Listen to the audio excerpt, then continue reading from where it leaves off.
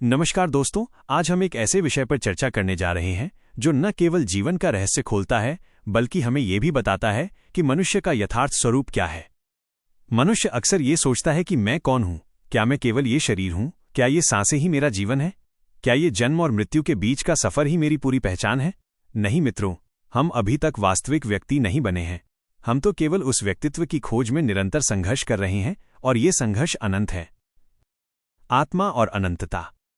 भारतीय दर्शन कहता है कि आत्मा अनंत है, अविनाशी है और अविभाज्य है। जो आत्मा को जान लेता है वो मृत्यु के भय से परे हो जाता है। कठोपनिषद। जब हम स्वयं को केवल इस शरीर, इस मन या इस छोटे से जीवन में सीमित कर लेते हैं तब हम मृत्यु के निकट जाते हैं, क्योंकि शरीर नश्वर है, मन परिवर्तनशील है और सांसें सीमित हैं। लेकिन जब हम ये अनुभव करते हैं कि हमारा जीवन पूरे जगत में व्याप्त है, हर प्राणी में प्रवाहित है, हर कण कण में विद्यमान है, तब हम सच्चे अर्थों में जीवित होते हैं। मृत्यु का भय क्यों?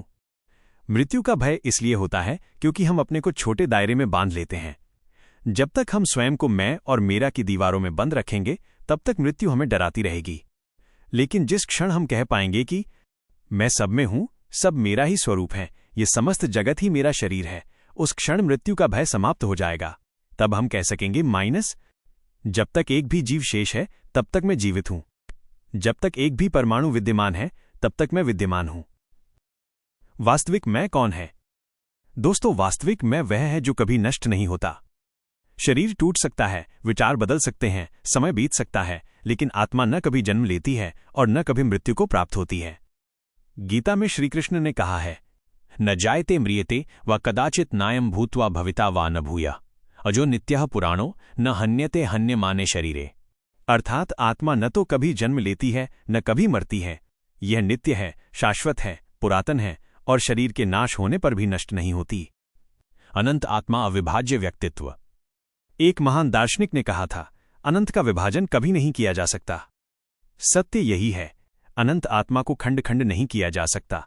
ये सदा एक है, अविभक्त है, समष्टि स्वरूप है और वही आत्मा ही मनुष्य का वास्तविक मैं है। यही मनुष्य का प्रकृति स्वरूप है। आज हम जो मनुष्य के नाम से पहचाने जाते हैं वो केवल उसी मैं की जगत में अभिव्यक्ति का एक छोटा सा परिणाम है। असली यात्रा तो उस अनंत व्यक्तित्व को पहचानने की है। मृत्यु से अमरत्व की ओर।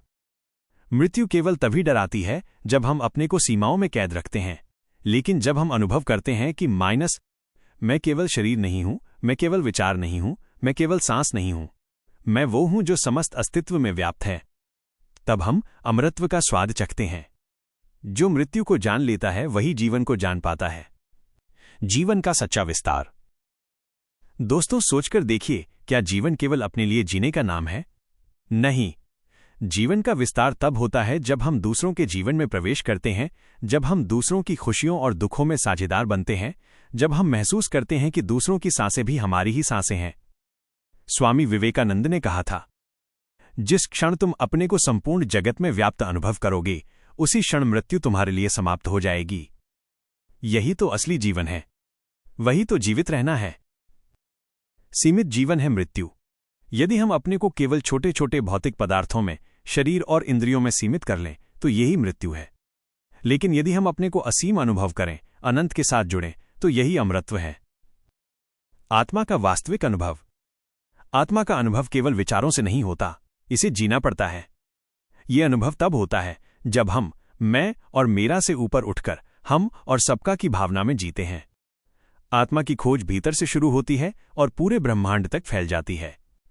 निष्कर्ष। मित्रों, मनुष्य का वास्तविक स्वरूप अनंत आत्मा है। जब तक हम इसे पहचान नहीं लेते तब तक जीवन अधूरा है। लेकिन जिस क्षण हम ये जान लें कि मैं सब में हूं और सब मुझ में है, उसी क्षण जीवन का अर्थ स्पष्ट हो जाता है।